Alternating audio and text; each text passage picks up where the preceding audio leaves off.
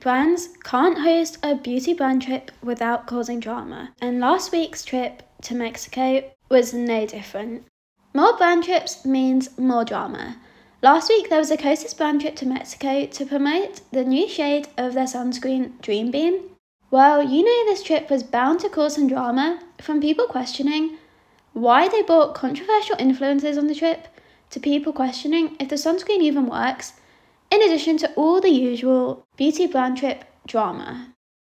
One in Mexico with Kosas. The trip started with a welcome dinner at Sunset Mona Lisa. It is this beautiful restaurant right on the water. We had a little cocktail hour so we could enjoy the sunset, drinks, and take photos. I mean, you have to capture this moment.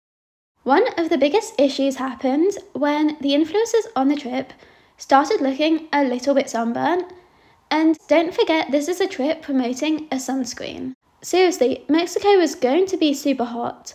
But if a company is sponsoring you to go on a 5-star luxury holiday, maybe you should top up your sunscreen religiously and try not to get sunburned. It's not like, you know, sometimes when you go on holiday and you run out of sunscreen, so the hotel's selling it for like £30 or something. So you go, okay, I'm just gonna try and use as little as possible to save a little bit of money. Well, that's probably not what happened here because they're advertising a sunscreen. They're going to be giving it out for free.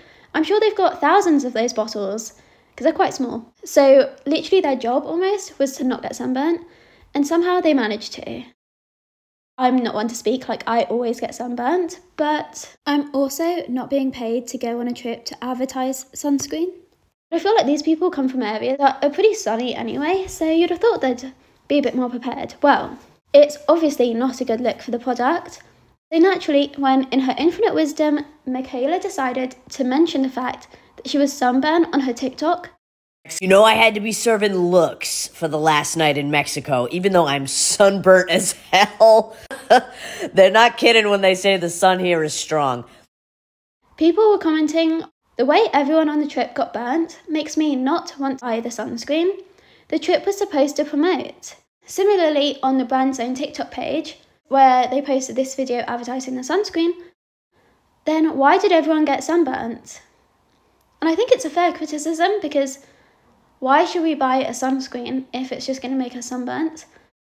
To be fair, Michaela then clarified that it's a face sunscreen, which kind of implies that maybe she either didn't use a sunscreen on her body or was using a different brand's. But even if we pretend that her face doesn't look suspiciously pink, what about the videos on the brand's own TikTok that show Kensington using it on her body?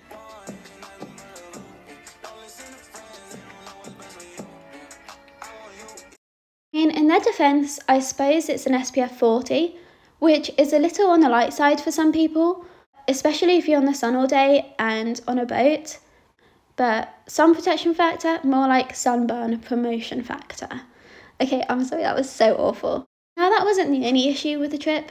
It was just probably the most funny. But people were asking if the brand had actually investigated or put much thought into who it invited on its trip, or if it's just basically looked at who has the highest follower count and would be willing to go on their trip.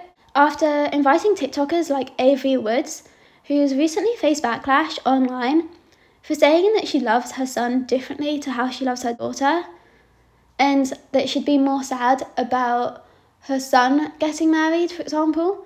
And it's kind of caused this trend of people commenting on boy mums and whether they act a little bit strange. If you're interested in actually learning more about why, there are quite a few good videos on YouTube. And while it was nice that they invited her and her partner and her children, it's not a good idea to associate with influencers that people are kind of calling out on their behaviour and what they've said online. Now, obviously, when a brand is paying for a bunch of TikTokers to go on a trip and giving them a really good holiday, you would think that they would actually talk about the products that they're supposed to be there promoting. But generally, when influencers go on these trips, I feel like they post a lot about the brand trip and how much fun they're having, and the actual products tend to be a bit of an afterthought. So I was on the Kosas brand trip and I actually learned a lot about the brand that you don't know about. You probably know about the brand from this concealer. It's sold at Sephora. It's a bestseller at Sephora and it's a bestseller for the brand. It keeps going viral. It hasn't stopped. This is Sheena. She's the founder of the brand Kosas and she loves makeup, but she's a skincare freak. This is what their line looks like now. But when they say makeup for skincare freaks, it's because it's 100% makeup and 100% skincare. So when they do their lab testings to approve formulas, they actually go through the same process that skincare brands have to do in order to approve their products. Like the new Dream Beam SPF, this had to go through makeup testing and then SPF testing and then skincare testing. So when Glamzilla posted a video for actually promoting the product and actually explaining a bit more about the product rather than just being like, this is a sunscreen that I'm putting on my body, people were really supportive and praising her for doing that. And it makes sense because when you see videos like this, I always get asked how I keep my skin so glowy and healthy. Believe it or not, it's a sunscreen. Okay, this is the new Sol de Janeiro Rio Radiance SPF 50 collection. It's about to be summer and we are going on our hot girl box. We need to make sure that we are wearing sunscreen, okay? First is the Rio Radiance body spray. Super hydrating and gives you that soft, gorgeous glow. And then there's the Rio Radiance SPF 50 body lotion. This is 100% mineral sunscreen. It's considering that this video was only posted days before her trip to Mexico and even her comments saying that she'll look good on her trip. Because forgive me if I'm wrong, but why is she promoting using a different brand? I appreciate that this is a face sunscreen. I suppose she's saying that she uses Sol de Janeiro to keep her body smooth and to stop herself from getting sunburnt, but it's not necessarily a good look. And if I was Kosas, I would be saying, come on, like come on. I would be a little bit more strict. But when you remember that some influencers have even gone as far as to promote other brands while on a different brand's brand trip, for example, the Dubai trip when they were promoting Charlotte Tilbury while on a Tarte brand trip last year. It sounds like the bare minimum, but even though Glamzilla has not had the best reputation on TikTok, I think people have kind of questioned her authenticity. And if, you know, sometimes you think that people can buy certain YouTubers, people get the vibe with Glamzilla. But, you know, good for her. At least she understood the brief. And then, of course, there's the usual brand trip drama where people are questioning whether it's really effective and people are just starting to get a bit over brand trips in general. So I thought it was really interesting when I saw this video on TikTok. To anyone who does not believe in brand trips,